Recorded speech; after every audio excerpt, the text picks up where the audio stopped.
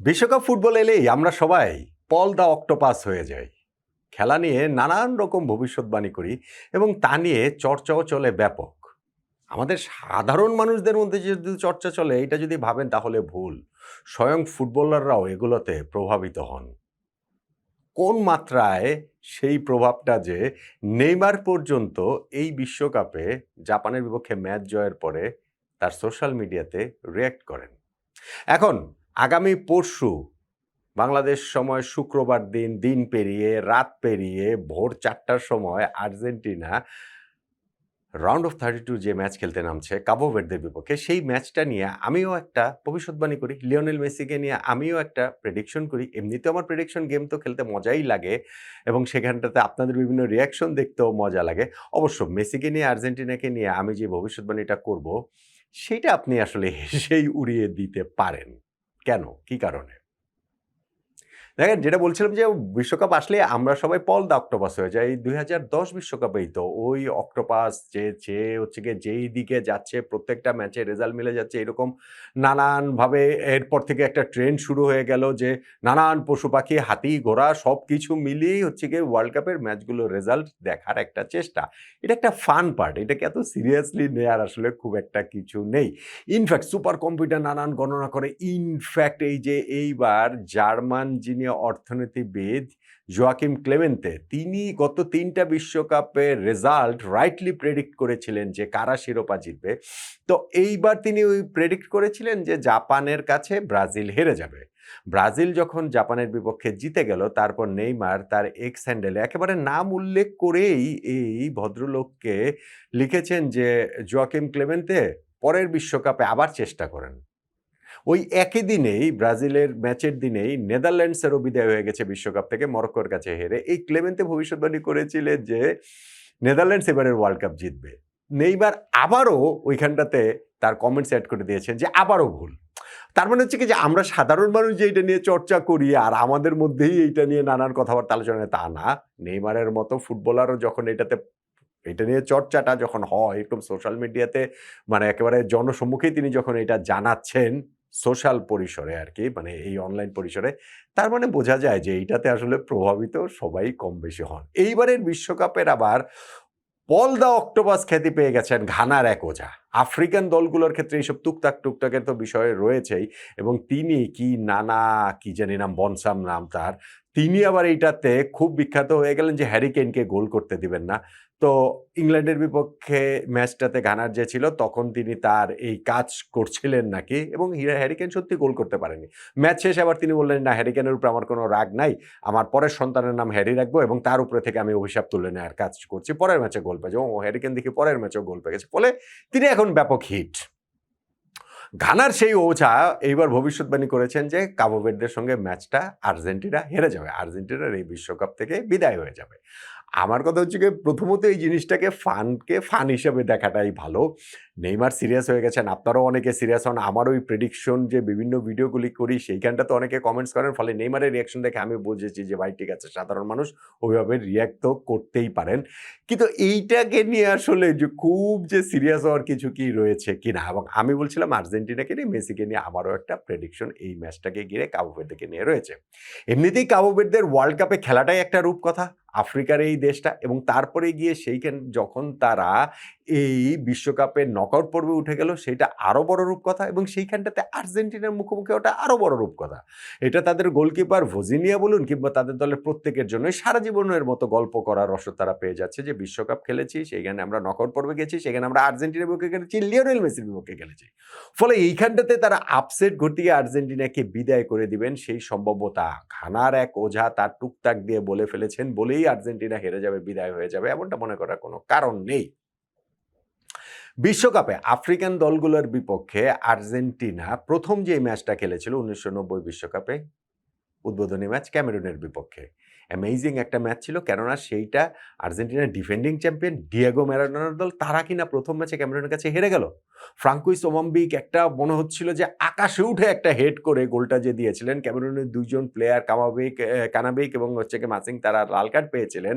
তা সত্ত্বেও আর্জেন্টিনাকে ওই ক্যামেরুন কিন্তু ১-০ গোলে হারিয়ে দিয়েছিল। এর পরের বিশ্বকাপগুলোতে তাই আফ্রিকান দেশগুলোর বিপক্ষে আর্জেন্টিনার পারফরম্যান্স বা কেমন হবে ২ দল মুখোমুখি হলে কোনো আফ্রিকান দেশের, তখনই কিন্তু ওই আলোচনার জায়গাটা, সেই ক্যামেরুনের জায়গাটা, ওই ম্যাচটার কথা বারবার ঘুরে ফিরে আসে।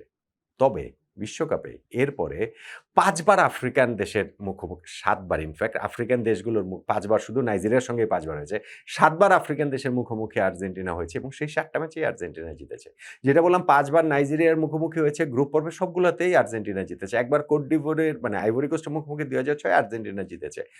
আর এইবারের বিশ্বকাপেরও তো প্রথম ম্যাচটা যে আলজেরিয়া, আফ্রিকার দেশ, তাদের বিপক্ষেও আর্জেন্টিনা জিতেছে। ফলে আফ্রিকার দেশের মুখোমুখি হলেই সেই ১৯৯০ বিশ্বকাপ ক্যামেরুনের বিপক্ষে ম্যাচটাই শুধু আসবে কেন? এগুলোও তো আলোচনার মধ্যে আসলে থাকতে পারে।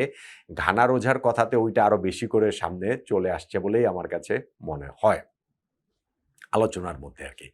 আর ওভারঅল আফ্রিকার দেশগুলোর বিপক্ষে আর্জেন্টিনা যে এখন পর্যন্ত ৩০ টা ম্যাচ খেলেছে বিশ্বকাপ না এর সহ ফ্রেন্ডলি ম্যাচটা সহ, সেই ৩০ ম্যাচের মধ্যে আর্জেন্টিনা ২২ টা ম্যাচ জিতেছে, ৩ টা ম্যাচ ড্র হয়েছে, ৫ টা ম্যাচ আর্জেন্টিনা ওইখানটাতে হেরে গিয়েছে। এবং সেই জায়গাটা থেকেই হচ্ছে গিয়ে ক্যামেরুনের কাছে বিশ্বকাপের সেই পরাজয়টার কথাই তো আসলে বারবার বেশি করেই তো সামনে চলে আসে। এখন আফ্রিকান দেশগুলোর বিপক্ষে আর্জেন্টিনার হয়ে সবচেয়ে বেশি গোল কে করেছেন? এটা যদি আপনাকে প্রশ্ন করি, আপনি তো জানলে তো জানেনই। আপনি যদি নাও জানেন তাতেও কোনো অসুবিধা নাই। কারণ আপনি একটা ওয়াইল্ড গেস করে যেই নাম বলবেন সেই নামের উত্তরই আসলে সঠিক হয়ে যাবে। Lionel Messi. ১০ টা গোল তিনি করেছেন। আলজেরিয়ার বিপক্ষে ঐদিন তিনি হ্যাট্রিক করেছেন এই বিশ্বকাপেই। তার আগে ২০০৭ সালে এই আলজেরিয়ার বিপক্ষেই ২ গোল করেছিলেন, যেইটা কোনো ইন্টারন্যাশনাল ম্যাচে আর্জেন্টিনার জার্সিতে মেসির ১ম ডাবল। এর বাইরে তিনি বাকি আরো যেই গোল করেছেন, তার যে আরো ৫ টা গোল রয়েছে, তার মধ্যে নাইজেরিয়ার বিপক্ষে তার ৩ টা গোল রয়েছে। আর বাকি ২ টা গোল রয়েছে অ্যাঙ্গোলা ও জাম্বিয়ার বিপক্ষে, আফ্রিকান দেশগুলো যদি হিসাব করা হয়। ফলে এই যে সামনে যে ম্যাচটা রয়েছে, সেই ম্যাচটাতে কাবো ভের্দের বিপক্ষে এই ওয়ার্ল্ড কাপে মেসি এত দুর্দান্ত ফর্মে রয়েছেন। ৩ টা ম্যাচেই তিনি গোল পেয়েছেন। প্রথম ২ টা ম্যাচে তো আর্জেন্টিনা ৫ গোলের ৫ গোলই তিনি করেছেন। থার্ড ম্যাচে একাদশে ছিলেন না, বদলি হিসাবে নেমে ফ্রি কিক থেকে গোল দিয়েছেন। ফলে নেক্সট ম্যাচটাতে এই কাবো ভের্দের বিপক্ষে তো তিনি ওরকম একটু গোল দেবেন, এটা বলা যেতেই পারে, মানে ওইভাবে যদি বলেন আপনি। আর ধরেন গোল্ডেন বুটের যে রেস, ওয়ার্ল্ড কাপের সেরা খেলোয়াড়ের পুরস্কার মেসি জিতেছেন, কিন্তু সর্বোচ্চ গোলদাতার গোল্ডেন বুটের পুরস্কার কিন্তু মেসি একবারও ৫ টা ওয়ার্ল্ড কাপ খেলে জিততে পারেন নাই। এবার কিন্তু সেই চান্স তার ভালোভাবেই রয়েছে। ৬ টা গোল তিনি করেছেন। কিলিয়ান এমবাপ্পে পেছন থেকে এসেও কিন্তু তাকে ৬ গোল করে ছুঁয়ে ফেলেছে। যদিও মেসির হাতেই একটা এক্সট্রা ম্যাচ, মানে এই ম্যাচটা রয়েছে। আর্লিং হ্যালান্ডেরও ৫ গোল হয়ে গেছে। ফলে তারাও কিন্তু মেসির ঘাড়েই নিঃশ্বাস ফেলছেন।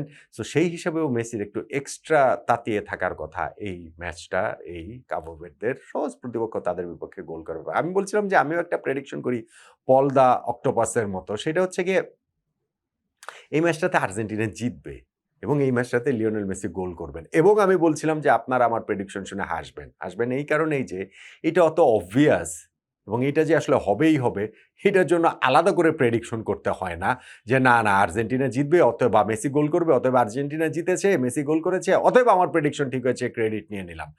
সেইটা আসলে নেয়ার কিছু নাই। কেননা এইটা এরকমই obvious, এইজন্য বলছিলাম আপনারা হাসবেন। ওই যে ঘানার ওঝা বনসাম, নানা বনসাম, তিনি যে আর্জেন্টিনা পরাজয়ের প্রেডিকশনটা করেছেনটা সেই কারণেই যে যেন একটু আলোচনায় থাকতে পারেন, যেন এটা নিয়ে একটু চর্চা হয়। আর যখন ওটা তো ওঝা, ঝাড় তুকতাক এইসব করে না। আর যে জার্মান অর্থনীতিবিদ বেচারা কিন্তু আসলে প্রেডিকশন করে না। বেচারা নানান হিসাব নিকাশ মিলে ইয়োকিম ক্লেমেন্তে তিনি মূলত শেয়ার বাজার নিয়ে কাজ করেন। কিন্তু ওয়ার্ল্ড কাপের এটা নানান হিসাব নিকাশ বিবেচনা করে তিনি একটা মডেল দাঁড় করেছেন, তার প্রেক্ষিতে তিনি বলেছেন। সেইটাতেই নেইমার মনে করেন যে ওইভাবে তাকে খোঁচা দিয়েছেন, ডাবল খোঁচা দিয়েছেন ব্রাজিলের জয়ের পরে একবার, নেদারল্যান্ডসের বিদায়ের পরে আরো একবার। ফলে এই যে ঘানার ওঝা তার ওই যে ঝাড়তুক, ম্যাজিক কিসব যে করছেন এগুলাতে আসলে খুব একটা কাজের কিছু না। কিন্তু আমার কাছে যেটা মনে হয় যে হিস্ট্রির একটা সাপোর্ট তো লাগে। ম্যাচ খেলা হবে অন দ্য গিভেন ডেতে, এটাও যেমন সত্যি কথা, কিন্তু একই সঙ্গে ইতিহাসের যে পক্ষপাত রয়েছে আফ্রিকান দেশগুলোর বিপক্ষে সেই ১৯৯০ বিশ্বকাপে ক্যামেরুনের কাছে আর্জেন্টিনা পরাজয় সত্ত্বেও এর পরের সময়টাতে, আর লিওনেল মেসিরও পারফরম্যান্স তাদের বিপক্ষে এত ভালো, আর এই ওয়ার্ল্ড কাপেও লিওনেল মেসির পারফরম্যান্স এত ভালো, আর আর্জেন্টিনার পারফরম্যান্স এত ভালো। সো সবকিছু মিলিয়ে ওই ভবিষ্যৎবাণী খুব ইজিলি করা যায় যে কাবো ভের্দের বিপক্ষে এই ম্যাচটা আর্জেন্টিনা জিতবে, লিওনেল মেসি গোল করবেন। দেখেন ওয়ার্ল্ড কাপের ম্যাচগুলো কিন্তু এখন পর্যন্ত এই যে নকআউট পর্বের খুব এক্সাইটিং হচ্ছে। ফ্রান্স লাস্ট ম্যাচটাতে মানে আমি যখন এই ভিডিওটা করছি তখন ফ্রান্সের ম্যাচটাই সর্বশেষ ম্যাচটা হলো। মেক্সিকোর ম্যাচটা তখনো শুরু হয় নাই ওই যে বাজে ওয়েদারের কারণে। সো ওই ফ্রান্সই ৩-০ গোলে সুইডেনকে হারিয়েছে সেটা আরো অনেক বড় ব্যবধান হতে পারত। কিন্তু এর বাইরে ১ম যে ৫ টা ম্যাচ হয়েছে রাউন্ড অফ 32 তাতে সবচেয়ে হচ্ছে গিয়ে আর্লিয়েস্ট যেই ম্যাচটার জয়সূচক গোল হয়েছে বা ডিসাইডিং গোলটা হয়েছে সেইটা হচ্ছে গিয়ে ওই যে ৮৬ নাম্বার মিনিটে ওইখানটাতে যে গোলটা হয়েছে, মানে আপনি যদি এই সবগুলা ম্যাচ বিবেচনা করা হয়, সেই ক্ষেত্রে গিয়ে মানে সবগুলা ম্যাচে কিন্তু ওই ৮৬ মিনিটে, ৯০ মিনিটে ব্রাজিল যেমন গোল করেছে ৯৬ তম মিনিটে, তারপরে গিয়ে হচ্ছে গিয়ে যে ইনজুরি টাইমে, এক্সট্রা টাইমে। সো সবকিছুই কিন্তু ঐরকমভাবে হয়েছে। সবচেয়ে আর্লিয়েস্ট যেটা হয়েছে সেইটা হচ্ছে গিয়ে ৮৬ নাম্বার মিনিটে যে আর্লিং হাল্যান্ড গোলটা করেছেন আইভরি কোস্টের বিপক্ষে নরওয়ের জয়ের। ফলে এক্সাইটিং ম্যাচ কিন্তু অনেক হচ্ছে। কিন্তু আমার প্রেডিকশন হচ্ছে গিয়ে বা আমার ভবিষ্যৎবাণী হচ্ছে গিয়ে পল দ্য অক্টোপাস হয়ে যে আর্জেন্টিনা কাবো ভের্দের বিপক্ষে আসলে সহজেই জিতবে, ভীষণ সহজেই জিতবে। এবং মেসি যদি ওই ম্যাচে গোল তো করবেনই। মেসি যদি ওই ম্যাচে জোড়া গোল করেন, হ্যাটট্রিকও করেন, তাহলেও আসলে আমার মনে হয় খুব একটা অবাক হওয়ার কিছু থাকবে না। অবাকের কিছু থাকবে? বলেন তো দেখি।